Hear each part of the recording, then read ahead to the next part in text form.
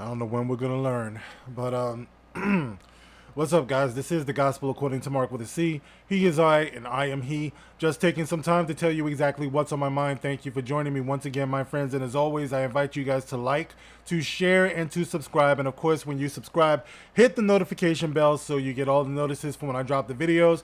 There's a thanks feature on all of my videos. You can use that if you want to contribute to the channel. All right, guys. My sister sent me this story, and I just want to talk about it real quick. Of course, I'm going to leave the link in the pinned comment below so you can check out the video that's with it. It's a link to a Twitter, all right? And it's going to show you a video of a young mother who is pleading with a group of people who have converged outside of her house to protest. It's Black Lives Matter, and they're trying to protest the taking of a life by the police. Of course, what they don't want to talk about so much in the mainstream media is that the life that was taken by the police, that person was in the process of trying to menace, possibly kill somebody else. Okay, so let me get into this story, guys, real quick, because this is an illustration of what can happen and what has happened as we get further and further away from being a self-aware, conscientious people who's capable of of being, accountable for our own actions. All right, so this story here, right? It says, Minneapolis mom confronts BLM protesters after apartment shooting, and she says this is not a George Floyd situation. It goes on. A Minneapolis mom was captured on video Saturday confronting Black Lives Matter activists who congregated in her neighborhood to protest the fatal shooting of a gunman who she claimed tried to kill her and her children. Arbella Foss Yarbrough called police last Wednesday night after neighbor Andrew Tekel Sonberg allegedly fired his gun into her home as she cooked her kids' dinner, leaving bullet holes in her front door, walls, and above her bathroom sink, the photos show. Two Minneapolis police snipers shot him dead Thursday morning after a long standoff. A pistol with an extended magazine and several bullet casings were found in his apartment, the New York Post reported. She said this is not a George Floyd situation. George Floyd was unarmed. This is not okay, Foss Yarbrough launched at the protesters who gathered for a march and rally for the man on Saturday. A march and a rally for that man who tried to kill a woman and her children. Guys, how crazy is that? She went on to say he tried to kill me in front of my kids. Ignoring the mom's pleas for peace on the street, you'll actually hear some of them telling her to shut up. Actually telling her to shut up. All right, you'll hear it on the video. Ignoring the mom's pleas for peace on her street, the protesters claimed injustice was done and commemorated Sonberg's death, leaving candles and flowers around his chalk name on the sidewalk, photos from the Star Tribune indicate.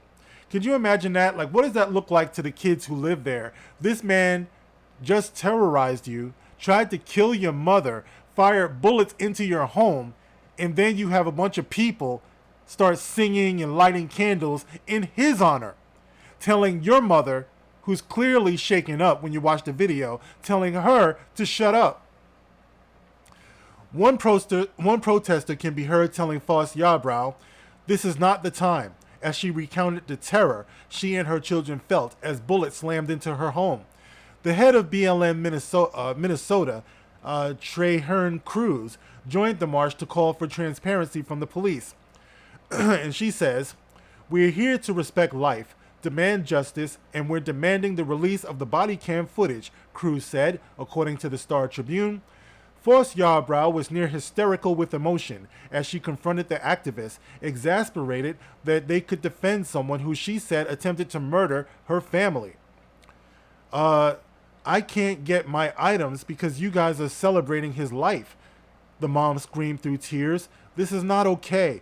My kids have to deal with this and probably have a mental illness now because they almost lost their lives. There's bullet holes in my kitchen because he sat in the effing hallway watching me move.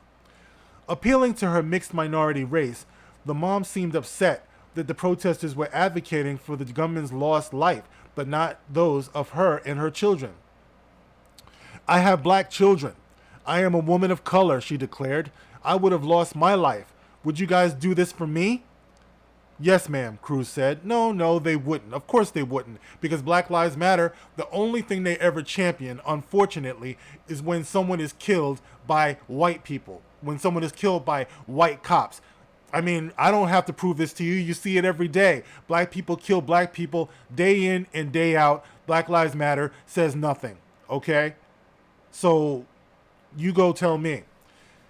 During the mother's tirade, Sonberg's parents stood with protesters. They offered words of concern for her to the Post while still holding that their son's shooting was unjust. Dude, he was trying to kill a woman and her children. How is that shooting unjust? They claimed that Sonberg had been struggling with mental illness when he fired into the home. Okay, but the bullets are real, right? Did he fire it into the home? Did the bullets have mental illness? No, that's not really relevant now, is it? I wish I could wrap my arms around her and tell her I'm so sorry, Cindy Sonberg said. I'm so sorry she had to experience that. I'm so sorry for her pain. Chekel was an imperfect human, as we all are imperfect humans, of course, but we don't all shoot into each other's homes at a mother and children. So he was an imperfect human, as we all are imperfect humans, and he didn't deserve to be picked off like an animal from a rooftop, she said.